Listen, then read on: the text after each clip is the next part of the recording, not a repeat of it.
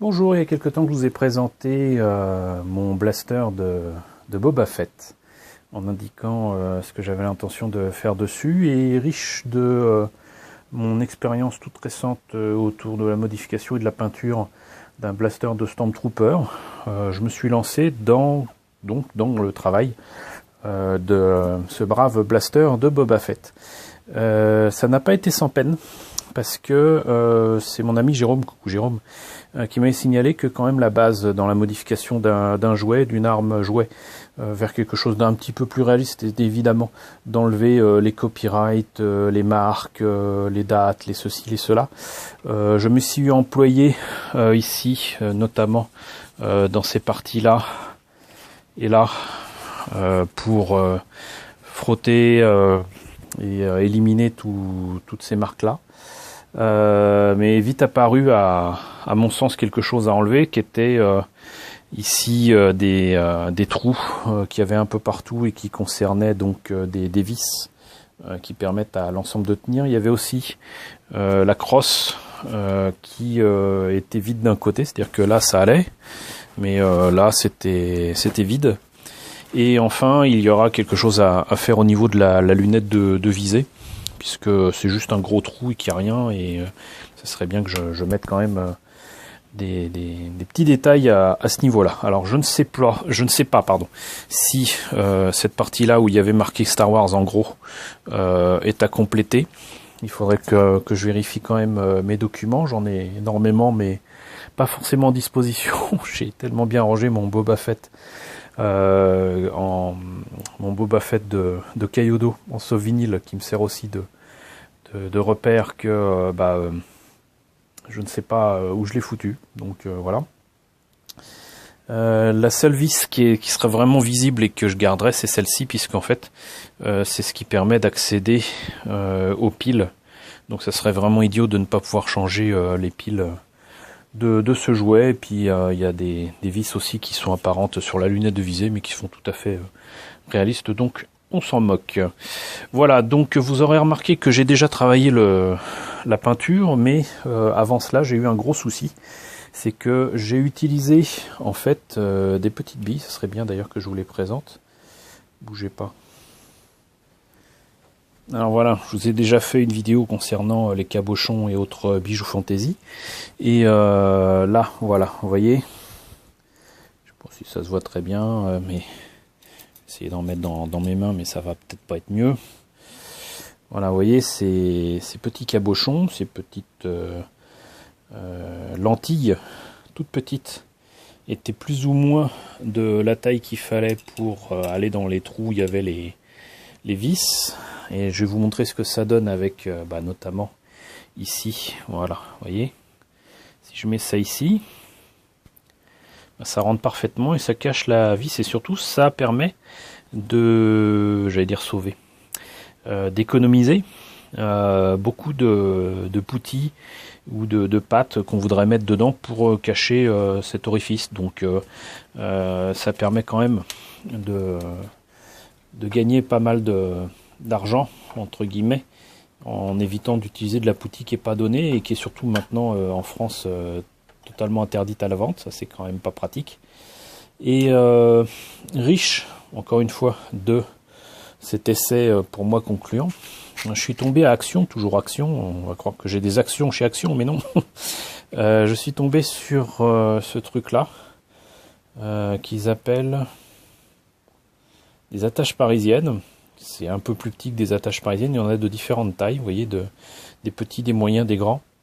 Et il se trouve qu'en fait, même si c'est beaucoup plus gros que les trous qu'il y avait ici et là, ça va m'être très pratique pour le blaster de Stormtrooper que j'ai terminé, que je vous montrerai dans pas très longtemps.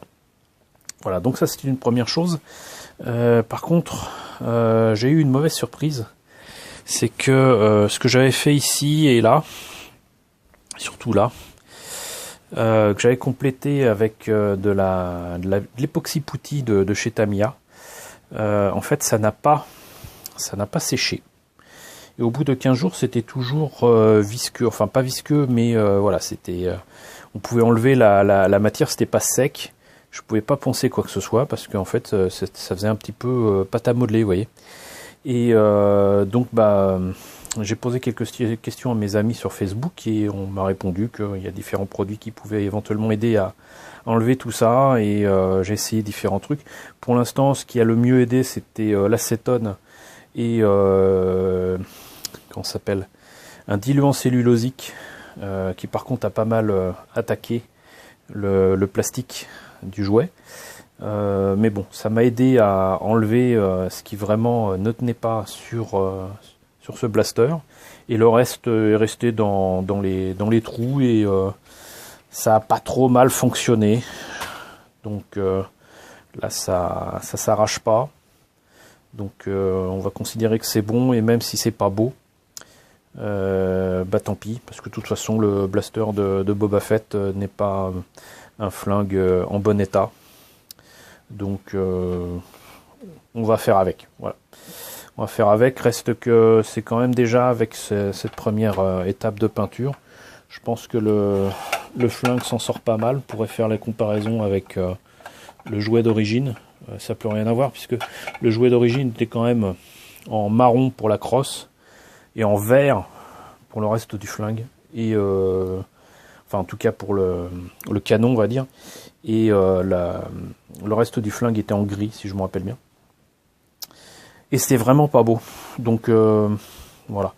Petite précision aussi pour la crosse. Donc comme c'était creux ici, je l'ai rempli toujours avec la même volonté d'éviter d'utiliser de l'époxy putty. Et j'ai bien fait parce que sinon j'en aurais enlevé des tonnes.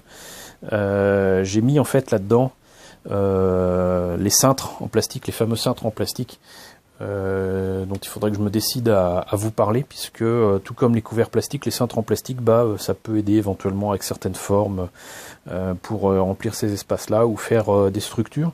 Pour nos maquettes, bah là ça m'a servi pour mettre tout simplement à l'intérieur exactement la taille et la forme qu'il fallait pour remplir la crosse. Par contre bah du coup c'était pas la même forme qu'ici, c'est pour ça que je me suis arrangé pour mettre de l'époxy putty. Alors ça se voit encore un petit peu, on regarde de près, mais de loin ça va. Et puis en plus surtout le truc, c'est que je tenais à ce que ça renforce la prise en main de l'arme, et c'est le cas parce qu'avant ça bougeait un tout petit peu. Là franchement ça tient bien, voilà.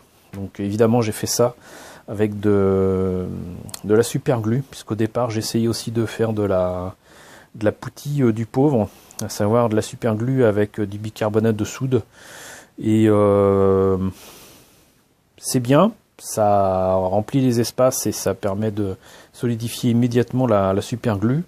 Mais par contre ensuite à graver et tout ça, c'est pas la joie, pas franchement la joie. Mais bon voilà donc où j'en suis. On voit encore un petit peu, puisque j'ai enlevé l'époxy putty, les trous ici des vis.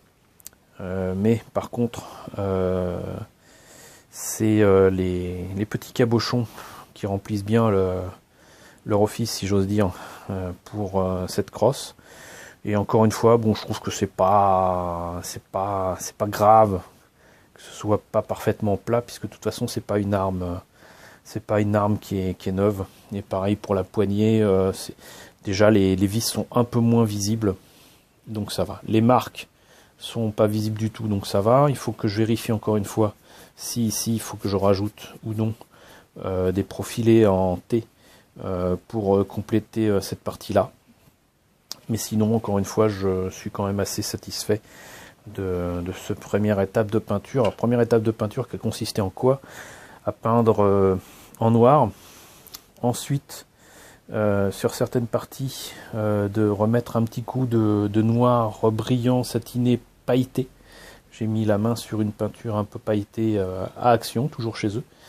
Et par contre, pour terminer, j'ai mis un petit coup de marron, surtout sur la crosse. Un petit voile de marron à la bombe Army Painter. Et ça fonctionne pas mal. Mais avant de terminer le travail de patine de ce blaster de Stormtrooper, faut que je termine la recherche de détails sur l'arme en question, voir s'il faut que donc je rajoute des éléments ici. Il faut surtout de toute façon que je mette de vraies lentilles dans la lunette de visée. Et après on sera bon pour un petit brossage à sec et un petit travail de weathering, de patine sur l'ensemble de cette arme. Mais sinon on est quand même assez proche, je pense, de l'aspect de l'arme que tient Boba Fett dans le retour du Jedi. Voilà, c'était une petite mise au point par rapport à ce blaster de Stormtrooper. J'espère que cela vous a intéressé. N'hésitez pas à liker, n'hésitez pas à partager, n'hésitez pas à vous abonner si ce n'est pas déjà le cas. Pour le partage, je remercie encore Romain d'Archeo Toys d'avoir signalé l'existence de ma chaîne. Ça a permis d'avoir de nouveaux abonnés. Bienvenue à vous. Et ça prouve qu'encore une fois, le partage c'est important. Donc si vous partagez mes vidéos, on sera de plus en plus nombreux à discuter entre nous de sujets qui nous intéressent autour des produits dérivés, des jouets, des maquettes. Et ça serait sympa. Voilà, donc écoutez, en tout cas, j'espère que encore une fois ça vous a intéressé et je vous dis à très bientôt pour la présentation de nouvelles armes de fiction.